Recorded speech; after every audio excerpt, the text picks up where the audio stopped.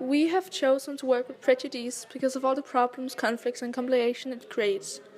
We believe that if prejudice was to be reduced, the world would simply be a better place. So if you look at this with your Design for Change glasses on, this is obviously the feel part. We feel like we can change the world if we make people aware of this huge problem.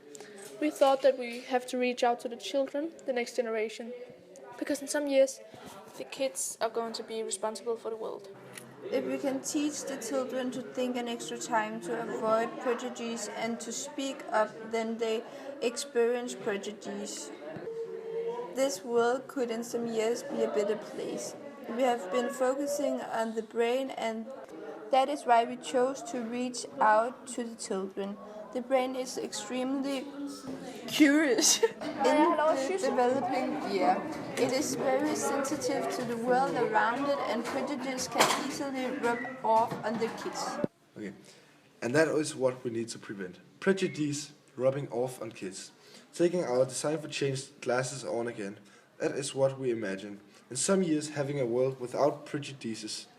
So what did we do? We went out and interviewed a bunch of people, some who experienced prejudice and a specialist in nonverbal language, and why we humans are as we are. And then we start to create our product, a children's book. So we wrote a children's book with a whole lot of drawings in it.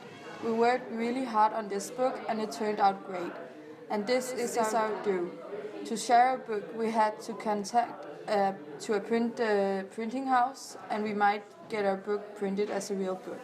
We also went out to 2 third-grade classes on 2 schools to read our book out loud. They reacted very positive, and we had an excellent conversation with the kids afterwards.